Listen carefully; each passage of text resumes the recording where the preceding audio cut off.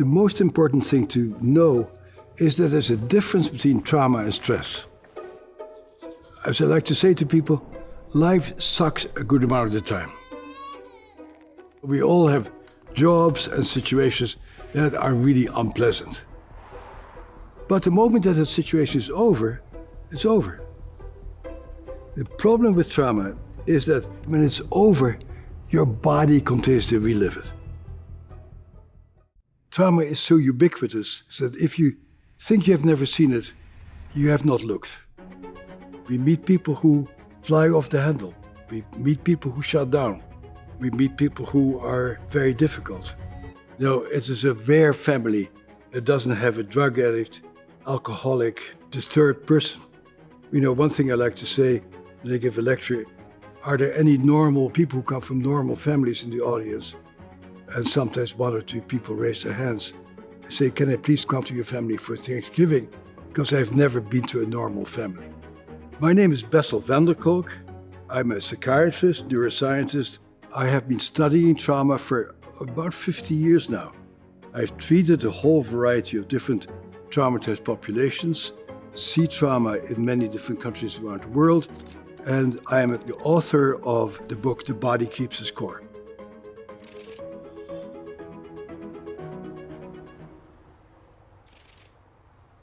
It's important for people to realize that not every mental health professional knows what we're talking about here.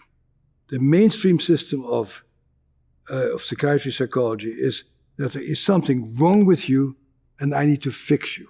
That's a very different attitude than dealing with trauma.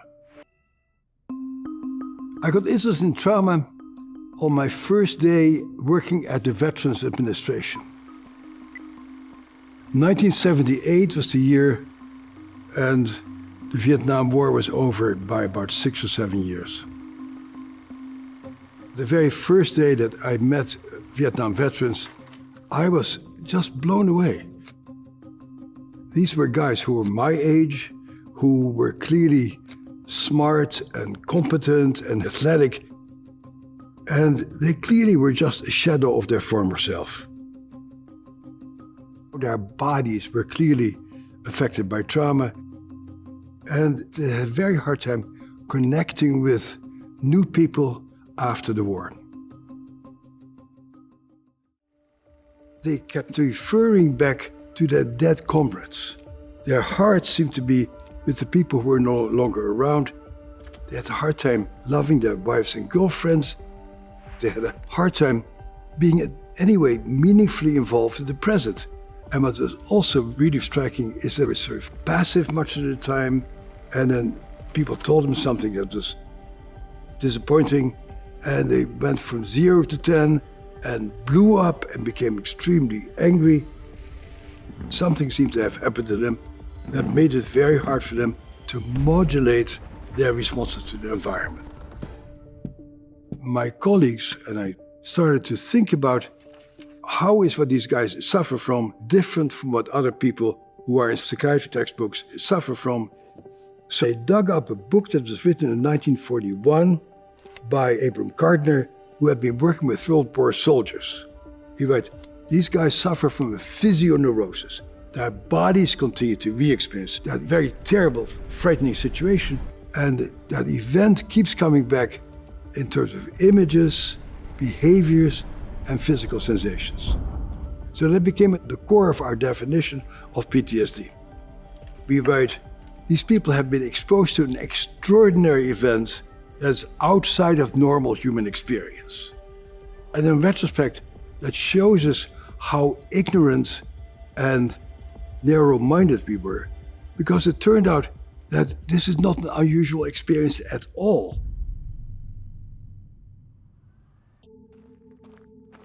People usually think about the military when they talk about trauma, but at least 1 out of 8 kids in America witness physical violence between their parents.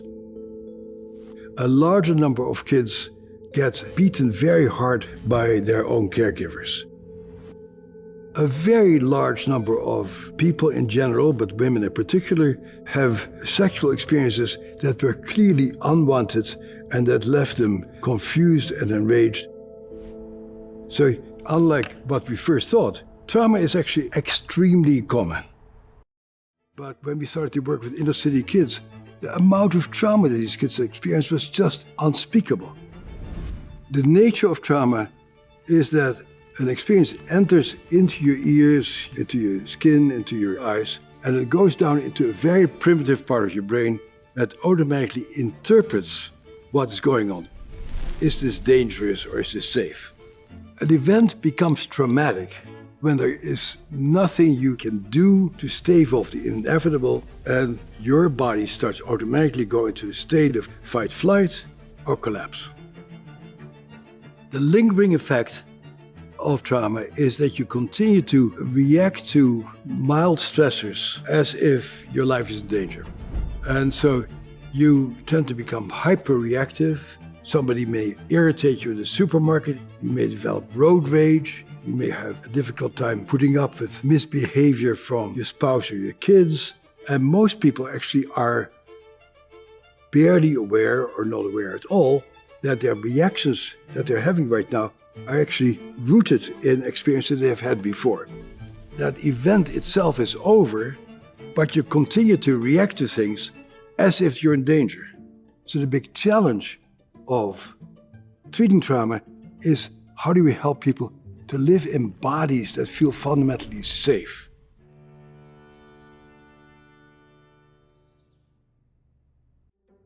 But the trauma is not the event that happens. The trauma is how you respond to it. One of the largest mitigating factors against getting traumatized is who is there for you at that particular time. When, as a kid, you get bitten by a dog, it's really very scary and very nasty.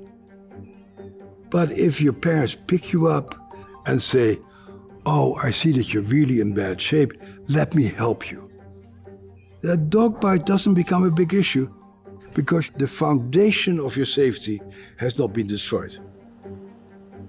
We are profoundly interdependent people, and as long as our relationships are intact, by and large, we're pretty good with trauma. It's a subjective experience, and what may be traumatic for you may not be traumatic for me, depending on our personality and our prior experiences. The problem with trauma is that it starts off with something that happens to us, but that's not where it stops, because it changes your brain. Much of the imprint of trauma is in that very primitive survival part of your brain that I like to call the cockroach brain. There's a part of you that just picks up what's dangerous and what's safe. And when you're traumatized, that little part of your brain, which is usually very quiet, continues to just send messages. I'm in danger. I'm not safe. That event itself is over, but you continue to react to things as if you're in danger. We're talking about survival. We're talking about staying alive. And so some people go into fight-flight, or on a more primitive level, people's brain shuts down and they collapse. You have these automatic responses that are not a product of your cognitive assessment, they're a product of your animal brain trying to stay alive in the face of something that part of your brain interprets as a life threat. And the problem then becomes that you are not able to engage, or to learn, or to see other people's point of view, or to coordinate your feelings with your thinking. Traumatized people have a tremendous problem experiencing pleasure and joy. But the core issue is our hormones and our physiological impulses that have to do with survival. Your body keeps mobilizing itself to fight. You have all kinds of immunological abnormalities, endocrine abnormalities, And that really devastates your physical health also. Oftentimes the physical problems are longer lasting than the mental problems.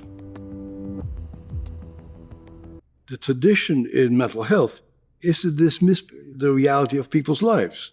For example, it's only in the past few years that people are beginning to talk about the impact of poverty, or the impact of racism, or the impact of unemployment. And people have sort of been labeling people, oh, there's something wrong with you, let me fix you. But if you go to a physician or a mental health practitioner who doesn't understand that, they're going to try to fix you with drugs or cognitive behavioral treatment to not do these crazy things anymore. It usually doesn't work very well. There's other societies that are much more trauma savvy than we are, where there is not an enormous amount of income inequality. Healthcare is universal, childcare is universal.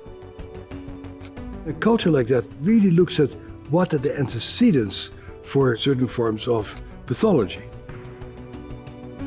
So the big issue is a political issue. How do we rearrange our society to really know about trauma so that people who grow up under extreme adverse conditions can become full-fledged members of society?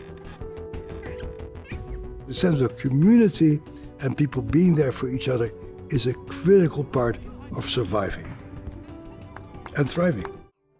What was very clear is that being in a relationship where people can hear you, where you can talk about how badly you feel, where you can talk about your guilt, and where you can start opening up where these feelings come from, how old these feelings are, and how you develop these feelings in response to particular things that happen to you, that was actually quite helpful.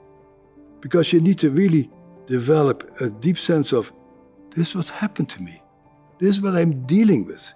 And I need to take care of the wounds that I'm carrying inside of myself.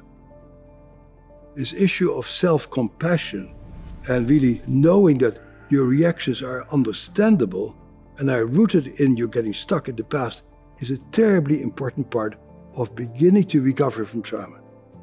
Most of us are survivors or one thing or another, some much worse than others. And so if people say, what do you wish your legacy were? I say, I want our society to know about trauma and to really do all the things that are necessary so that people who grow up under extreme adverse conditions can develop a brain and a mind that can help them to become full-fledged members of society. That's our big issue, and that's the big challenge that we have. Get smarter, faster with videos from the world's biggest thinkers.